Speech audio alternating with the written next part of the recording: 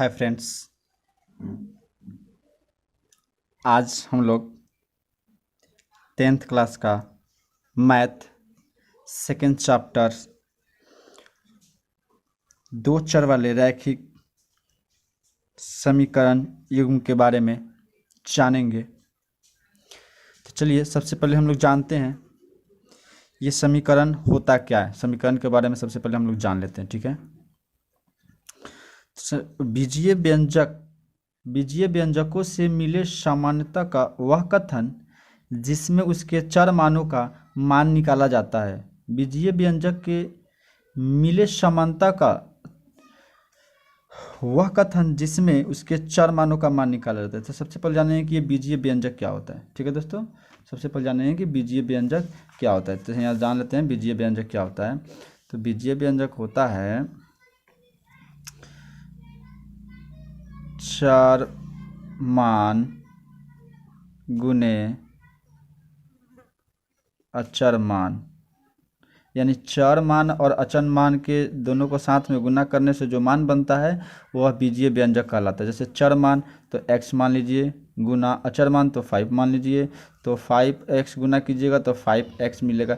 अब देखिए जो यहाँ पे 5x जो मिला ना, यह आपको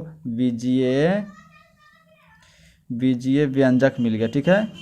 व्यंजक, ये आपका व्यंजक मिल गया। तो इसमें व्यंजकों का, चर मानों का व्यंजकों का मान निकाला जाता है। जैसे कि देखिए यहाँ से ध्यान दीजिएगा, 2x + 3 = 9x - 5 है ना। तो इसमें जो चर मान है 2x, इसका मान निकाला जाता है, उसे हम लोग समीकरण कहते हैं, ठीक है। जैसे इसको हल करके देख लेते हैं हम लोग। देख लीजिए यहाँ पे इसको हल करते हैं समीकरण को। तो 2x x पक्षांतर कर देंगे, चर मान को एक तरफ कर देंगे और अचर मान को एक तरफ कर देंगे हम, ठीक है। तो चर मान एक तरफ कर दे तो 2x और माइनस प्लस की इधर 9x है, तो इधर आएगा तो माइनस के 9x = -5, और इधर आएगा तो 3 -3 हो जाएगा तो -8 हो जाएगा, और कट गया तो x = 8/9 हो जाएगा, ठीक है। माइनस माइनस काट देंगे तो x का मान 8/9 जो आया, यह आपका चर मान का मान निकला। यानी x चर मान है और इसका मान क्या होगा, 8/9 हो गया। इस तरह से चर मानों का मान निकालते हैं हम, जिसे हम समीकरण कहते हैं, ठीक है दोस्तों। चलिए इसके बाद हम लोग जानते हैं अगला टॉपिक देखते हैं। समीकरण मुख्यतः दो प्रकार के होते हैं। समीकरण मुख्यतः दो प्रकार के होते हैं, ठीक है। रैखिक समीकरण, ठीक है, द्विघात समीकरण। नंबर 1 रैखिक समीकरण, वैसी समीकरण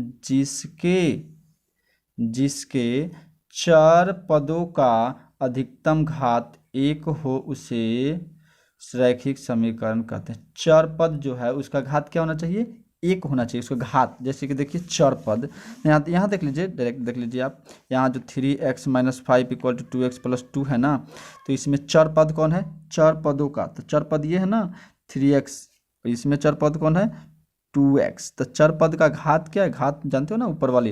यहाँ देखो सपोर्टेड मान लो, यहाँ दिखाते हैं हम आपको, यहाँ ध्यान दीजिएगा। यहाँ ये हो गया आपका ना 5x + 3y, तो ये तो चर मान है ही।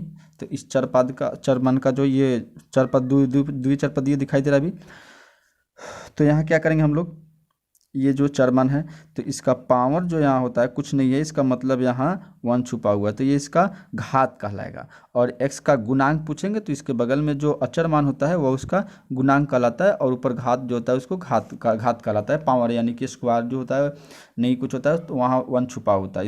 इसका मान अगर 1 हो तो इसे हम रैखिक समीकरण कहेंगे, ठीक है। थोड़ा सा और आगे जान लेते हैं हम लोग, ध्यान दीजिएगा नोट में। एक चर वाले रैखिक समीकरण वह रैखिक समीकरण जिसमें चर मानों की अधिकतम संख्या सिर्फ 1 हो, उसे एक चर वाले रैखिक समीकरण कहते हैं। देखिए चर मान की संख्या, इसमें चर मान का घात क्या मांग रहा था, इसमें चर मान का घात इसमें 1 मांग रहा था, और इसमें क्या मांग रहा है, चर मानों की जो संख्या है वह सिर्फ 1 होनी चाहिए। जैसे कि चर मानों की संख्या यहाँ देखिए आप, 5x - 2 = 7x + 5।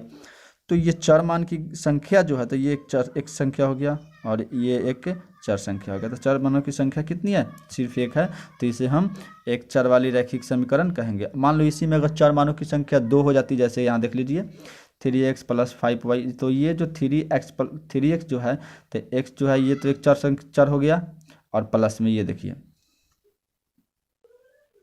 दूसरी संख्या है जो 5y, तो ये जो चर मानों की संख्या है 2 हो गई, x वाली 1 हो गई और y वाली 1 हो गई, तो 2 हो गई।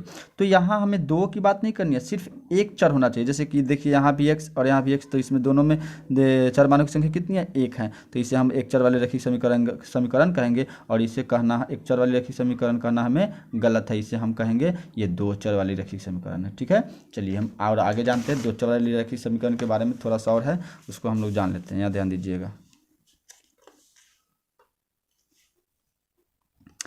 2 चर वाली रैखिक समीकरण, 2 चरों में युग्म रैखिक समीकरण के हल करने का 5 विधियाँ, हल करने का कितने विधियाँ है, 5 विधि हमारे पास। नंबर 1 तुलनात्मक विधि, नंबर 2 प्रतिस्थापन विधि, नंबर 3 लुप्तीकरण विधि, नंबर 4 ब्रजगुणन विधि और नंबर 5 अनुपात विधि। देखिए हमारे पास 5 विधियाँ हैं, लेकिन हमें जानना ये सब जरूरी है कि 5 विधि क्या होती है। तो हम बता दें आपको स्पष्ट रूप से कि यहाँ 5 विधि है। अगर हम एक प्रश्न को इस 5 विधि से हल करते हैं तो सबका आंसर सेम ही आएगा।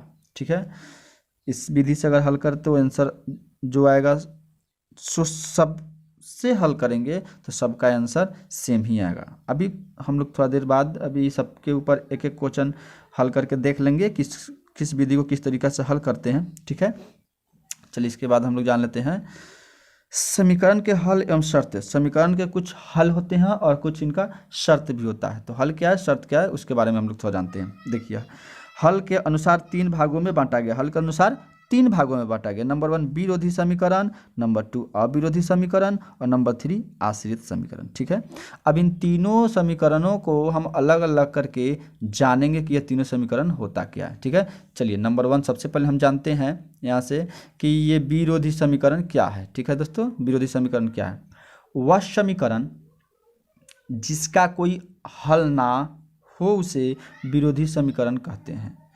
मतलब समीकरण है लेकिन उसका कोई हल ना हो उसे हम विरोधी समीकरण करेंगे। तथा इसका शर्त, इसका कुछ शर्त भी है, a1/a2 equal to b1/b2 not equal to c1/c2, इसका कुछ हल शर्त है, जो ये शर्त हो गया। तथा ग्राफ में इसका हल समांतर होता है। अब अगर ग्राफ में इसका हल करेंगे विरोधी समीकरण का तो इसका हल कैसा होगा बुआ, समांतर होगा। देख लीजिए यहाँ पे इसका हल समांतर होगा। ठीक है, अब हम आगे जानते हैं अविरोधी समीकरण के बारे में। ठीक है, ध्यान दीजिएगा, अविरोधी समीकरण वह समीकरण जिसका एक और केवल एक हल हो उसे अविरोधी समीकरण कहते हैं। तथा इसका शर्त a1/a2 not equal to b1/b2 तथा ग्राफ में इसका हल प्रतिच्छेदी होता है। अब देखिए अविरोधी समीकरण है क्या कि अगर अविरोधी समीकरण के हिसाब से अगर हम हल करेंगे तो उसका मात्र एक हल मिलेगा हमें। कितना हल मिलेगा, सिर्फ 1 हल मिलेगा हमें, उसे हम अविरोधी समीकरण कहते हैं। तथा इसका शर्त यह है a1/a2 not equal to b1/2, इसका ग्राफ में अगर हल कीजिएगा तो प्रतिच्छेदी मिलेगा। देख लीजिए यहाँ पे इसका हल क्या मिलेगा, ग्राफ में प्रतिच्छेदी मिलेगा। चलिए अगला नंबर 3 हम जानते हैं आश्रित समीकरण। ठीक है दोस्तों, आश्रित समीकरण हम जानते हैं वह समीकरण जिसका अनगिनत हल हो उसे आश्रित समीकरण कहते हैं। तथा इसका शर्त a1/a2 equal to b1/b2 equal to c1/c2 है।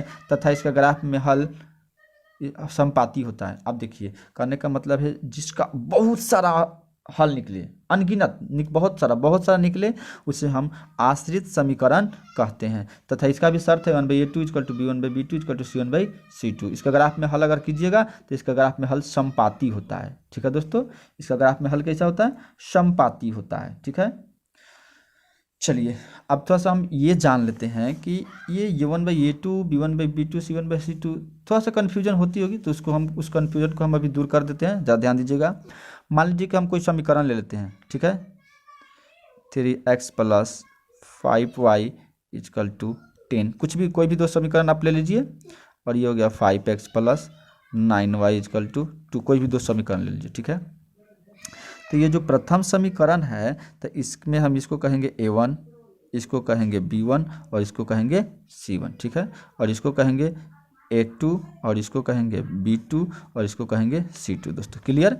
अब समीकरण कोई भी प्रश्न पूछेगा कि विरोधी समीकरण का हल लिखें, विरोधी समीकरण क्या है, तो विरोधी समीकरण जब पूछेगा तो आपको दो समीकरण वहाँ पे देगा, समीकरण 1 और समीकरण 2 देगा। तो समीकरण 1 विरोधी पूछे या अविरोधी पूछे उसके हिसाब से उसका शर्त लिखेंगे a1/a2 b1/b2, और उसके हिसाब से इसका हम मान भरेंगे। अगर a1 का मान यहाँ पूछे तो 3x दिखाई दे रहा है तो इसका a1 का मान हो जाएगा 3, और b1 का मान हो जाएगा तब 5y है तो इसका हो जाएगा 5, और c का मान हो जाएगा 10।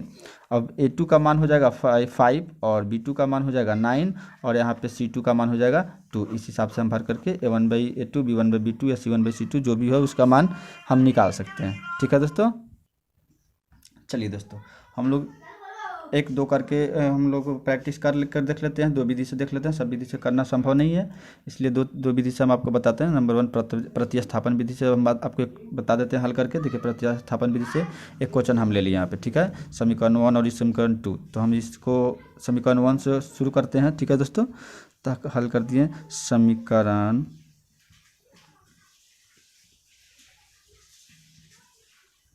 1 से। ठीक है, समीकरण 1 को हम लोग उठाते हैं। तो समीकरण 1 हो गया, यहाँ से उठाइए आप 2x + 3y = 19। ठीक है, तो इसको हल करेंगे हम तो इस प्रकार हो जाएगा 2x = 19 - 3y, फिर 2x = 19 - 3y, फिर x = 19 - 3y/2। ये यहाँ पे हमारा समीकरण 1 का मान प्राप्त हो गया। x का मान यहाँ आ गया। फिर इसके बाद x का मान समीकरण 2 में पुट करने पर यहाँ से देख लेते हैं।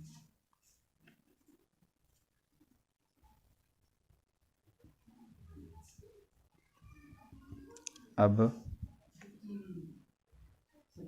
समीकरण 2 में x का समीकरण 2 में x का मान रखने पर ठीक है, तो समीकरण 2 को ले लेते हैं पहले। तो समीकरण 2 हमारे पास यहाँ है 3x + के 4y = 26। ये समीकरण 2 है। ठीक है दोस्तों, तो यहाँ से हम x का मान उसमें पुट कर देते हैं ना। तो x का मान पुट करते हैं, तो यहाँ से शुरू करो आप। तो 3 रहने दो, x का मान है 19 - 3y/2 है ना, + 4y = 26। ठीक है दोस्तों, अब फिर यहाँ से उठाएंगे हम तो 93 जा हो जाएगा 57 - 3 3 जा 9y/2 + 4y/1 हम कर सकते हैं यहाँ पे = 26। ठीक है, फिर यहाँ से करते हैं हम एलसीएम ले लेंगे यहाँ से, तो एलसीएम 2 आ जाएगा, तो ये हो जाएगा 57 - 9y। ठीक है दोस्तों, और 9y और प्लस के 8y हो जाएगा।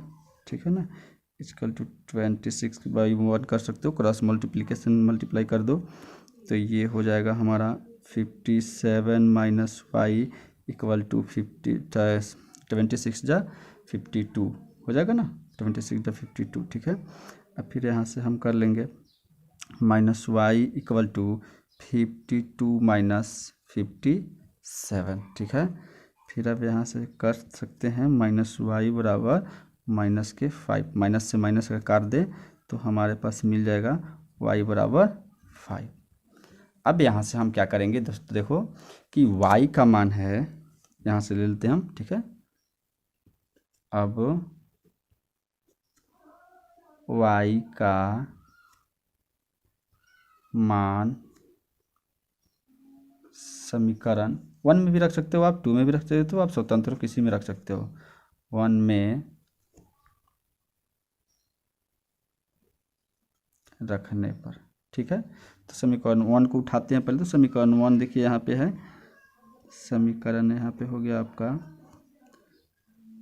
2x + 3y = 19। ठीक है ना, तो इसमें y का मान आप पुट कर दीजिएगा, तो देख लीजिए 2x + के 3 × 5 = 19।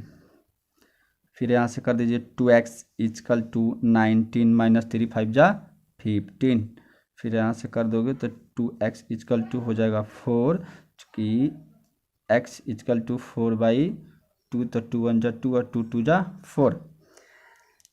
अब यहाँ से हमारा मिल गया, ध्यान दीजिएगा, x बराबर 2।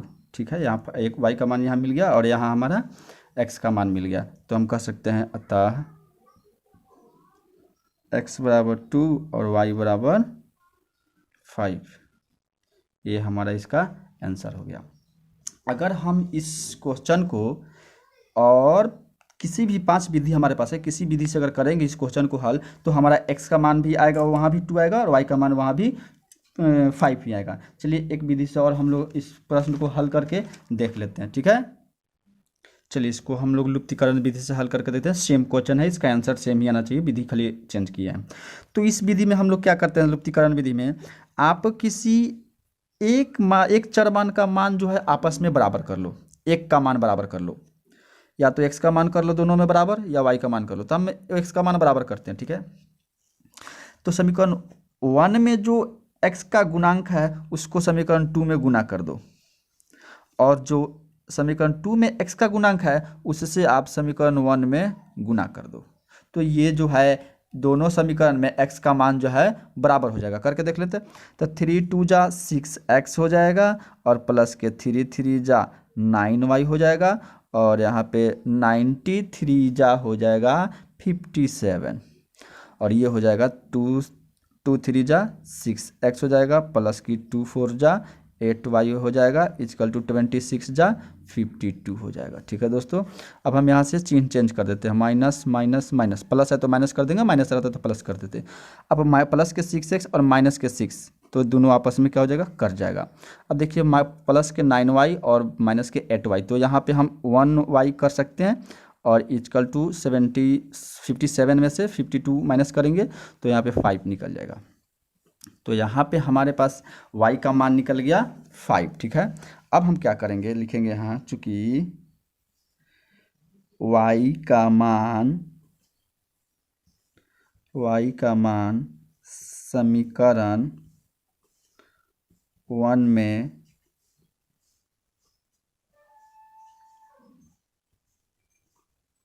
रखने पर, ठीक है दोस्तों, समीकरण 1 में रखते हैं, आप 2 में भी रख सकते हो, कोई दिक्कत नहीं है, किसी में भी रख कर करोगे हल सेम ही आएगा।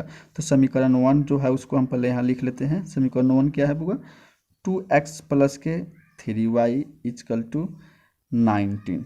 ठीक है, तो y का मान इसमें हम अंदर पुट कर देंगे जब, तो 2x रह जाएगा, और प्लस के 3 × 5 हो जाएगा इक्वल टू 19। फिर यहाँ रह जाएगा 2x इजकल टू 19 माइनस 15, तो फिर हो जाएगा 2x इजकल टू 4 करेंगे, चूँकि x इजकल टू 4/2, 2 1 जा 2 और 2 2 जा 4 हो जाएगा ना। तो यहाँ से मिल गया हमारा x इजकल टू 2। अभी बताए थे हम ना कि आप इस क्वेश्चन को 5 में से किसी विधि से हल करो तो उसका आंसर सेम ही आएगा। तो यहाँ लिखेंगे अतः x इजकल टू 2 और y इजकल टू 5। ठीक है दोस्तों, अब मेरा कहने का मतलब है कि ये जो लुप्तीकरण विधि है सबसे मोस्ट इम्पॉर्टेंट विधि है। 5 विधि ज़रूरत है, एग्जाम में किसी विधि से आपको पूछ सकता है, बट ये विधि जो है आपका, इस विधि से कोई भी क्वेश्चन बनाने में आपको सुविधा होगी, और यही विधि से बहुत हद तक क्वेश्चन पूछा जाता है। तो हम उम्मीद करेंगे कि ये विधि को आप लोग थोड़ा गौर से देख के समझो, और इस चैप्टर का मैं क्वेश्चन अगले वीडियो में आप लोगों को फिर इसी तरह दूंगा। Thank you for watching this video.